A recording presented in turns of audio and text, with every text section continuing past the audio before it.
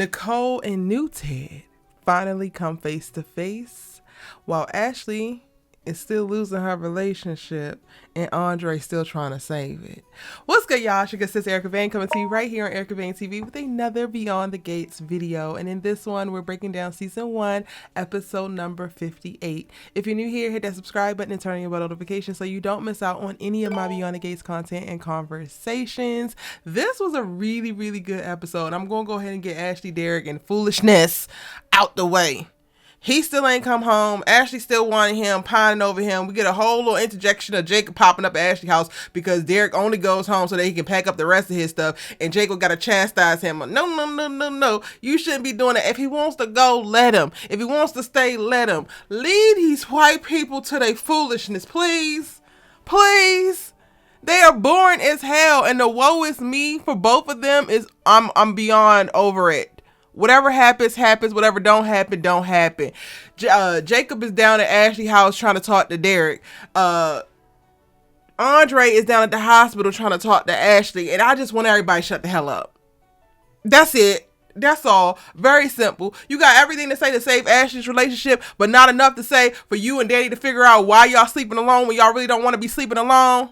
Yeah. Like, let's put our efforts and energies in some place that actually is going to produce some damn fruit. Whether they get back together or not, nobody's shaking hand nor stirring, including them. They even know that they're boring. They're sick of each other.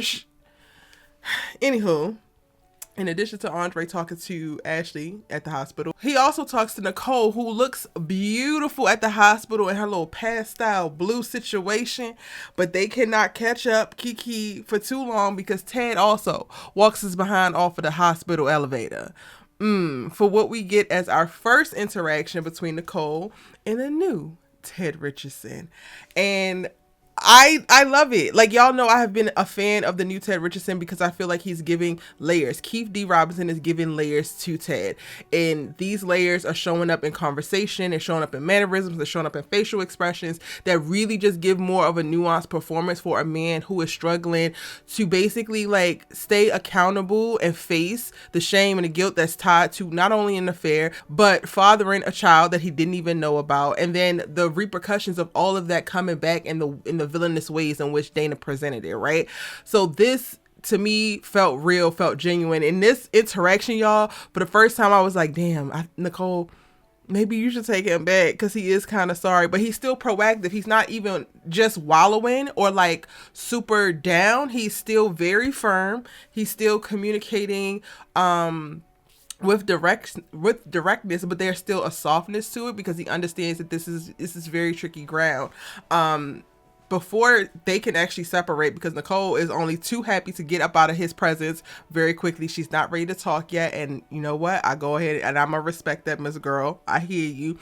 But Kat walks in and she plays the audio from the little Dana pseudo confession and basically catches both Ted and Nicole up on what actually is going on and how the story is basically getting worse. Dana, Eva, or the both of them are responsible for putting Laura in the hospital, and Kat is standing on that and trying to convince them of it. It's very interesting watching them navigate that conversation. Ted is very staunchly on Eva couldn't possibly do this, and I'm like, sir, how many days has it been that you've been putting her up in this hotel and y'all been trying to get to know one another that you are just 100% sure that she is completely turned over a new leaf? Because whether she completed the mission or not, she was 100% in on the mission to infiltrate your home, infiltrate y'all's businesses, wedge herself in a position so that she can get intel so that her mama could exact this damn plan. So even if she is not the worst in reference to could be capable of harming Laura, she's capable enough to give her mother everything that she needs to harm Laura, which still makes her a damn danger. And I appreciate it because Kat is like really towing a line between the two of them, and you can see it.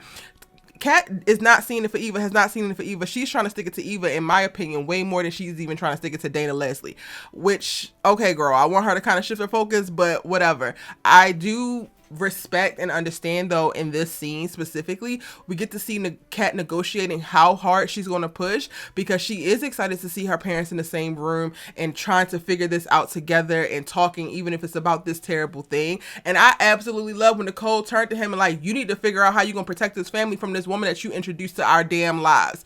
Period. Because at the end of the day gonna end, and Ted, this is all your fault. This was what you was all excited about. This is what you ran out of your multi-million-dollar home with your beautiful ass wife who was suffering from hella miscarriages to go and seek yourself and find companionship and understanding in a crazy woman.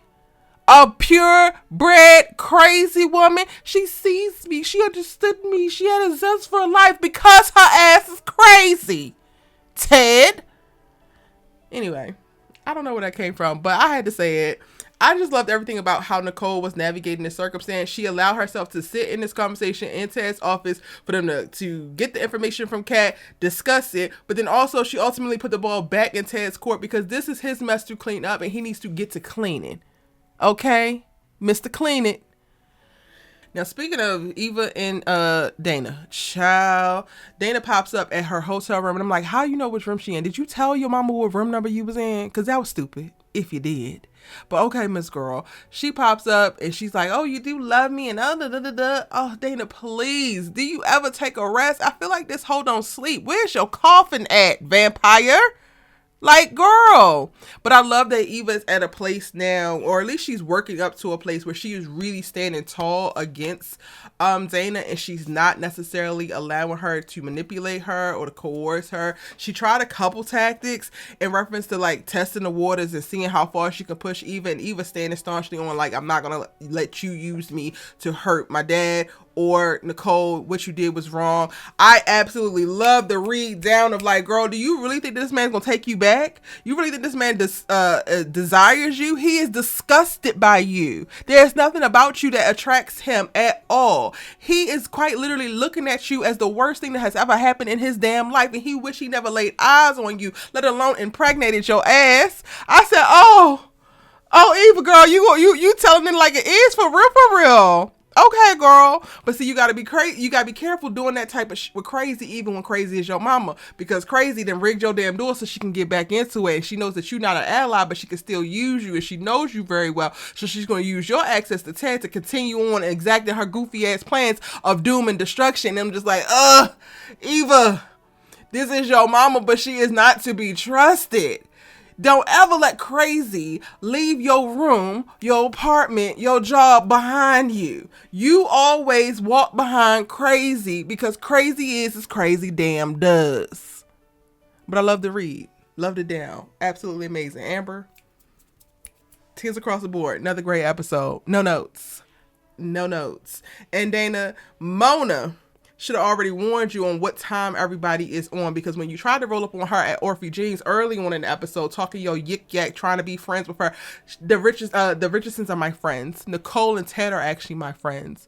She's not stupid. She wasn't born at night, and you're not going to be able to pull the wool over her head. Like, it's so interesting to me watching Dana continue to navigate the social circles and still try to go and like talk people out of what they know to be true, what they've seen with their own damn eyes. And it's so interesting because I'm like, yo, you could literally come up with a narrative for anything. Dana has a story for her side to make sense, and it's just so great that most of the people that she's actually trying to pitch this goofy ass story to have greater sense than that, so they're not actually falling for it. But even when she was in Eva's room and she's like, yeah, because your daddy did this to me and he was so in love, and girl, cut it. Same thing. Mona has been on that energy from the beginning. Way back when 202 finally was had, and they're at the anniversary party, and she realized actually how she was a non-consenting party to your foolishness. It was up for you then. You might as well go ahead and stop trying to speak to this woman, because at this point, the next time I see Mona and Dana together, and Dana's actually trying to speak to her, I wouldn't be surprised if Mona don't pull her hand all the way back and slap the out of her. Because honestly, Dana, you kind of deserve it, Miss Girl. And she didn't already told Eva she deserved to lose everything. So if she told Eva that she deserved to lose everything, what you think you deserve? Better leave her alone. Better stop testing her. Now we find out that June's real name is not June, it's Jessica. And she was married because Naomi and Jacob get her to talk to Nicole, and I'm wondering why they want her to do that, but maybe it's because she just refuses to leave the underpass and go to the hotel. But we're going to wind up finding out more information than we even bargained for, because while I think they want Nicole to give her professional take and like assess her so they can figure out how to get her to want to stay in someplace safe, we're going to wind up getting her whole history. And I thought that was very, very interesting. And the more we see Jessica now, June, the more I'm starting to think that she is going to be the thing that helps flesh out Haley's storyline, which I am so damn glad that we're going to get, because baby, when I tell y'all I'm so sick and tired of just seeing Haley hunch on Bill and obsess about Dani. Like, Miss Girl needs something else to do, and if we're going to go find her long-lost family members, then I'm 100% here for it.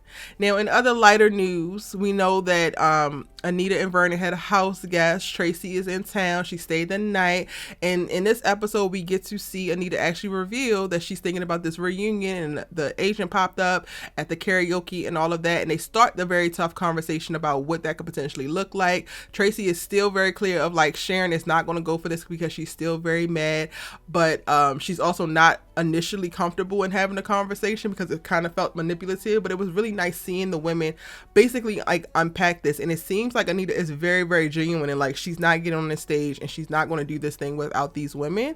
And I think that that's something that Tracy actually felt, so I'm excited to see this storyline continue to unfold.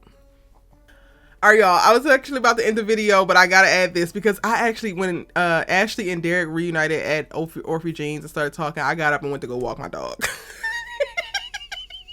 So I missed the tail end and I just watched it. So apparently they get back together. Cool. But Kat runs in to Shanice, the charge nurse, the lead nurse on the floor, and she asks about that night. And what? Shanice remembers that she ran into a nurse that she ain't recognized that was being a little bit weird. So now it's only going to take 1 or 2 more episodes for Kat to get the evidence that she damn needs. We just need to get her lineup, put Anna, Leslie, Dana in front of her and tell her which wig was it. Which wig was it? I love that. And then Dana is down at the hotel breaking into Eva's room, only for her to be found out by Ted because he comes to talk to Eva about, you know, what Kat presented to him. And he comes in at the moment that she's there trying to rob her. This lady don't know no damn shame. She's in there trying to rob Eva. Not even trying to rob Eva. She's robbing Eva. She's taking robes and bath products and all types of stuff. What kind of don't you got $50,000 that Ted just gave your ass? Like, please. I know you crazy, but find some damn decorum. And that's pretty much it, y'all. That's everything that went down in the episode. Y'all let me know what you thought about the episode in the comment section down below. Y'all, it is getting good. We are going into the last episode of the week tomorrow on Friday. I'm also dropping the next week on Beyond the Gates tomorrow on Friday after the embargo lifts. I got y'all. I'm about to record it right now. So be sure to subscribe, turn on your bell notifications so you don't miss out on any of my Beyond the Gates content and conversations the moment that it's posted. And talk to me in the comment section. I need to know what y'all thinking. Please do not tell me that you think Ted would ever get back together with you.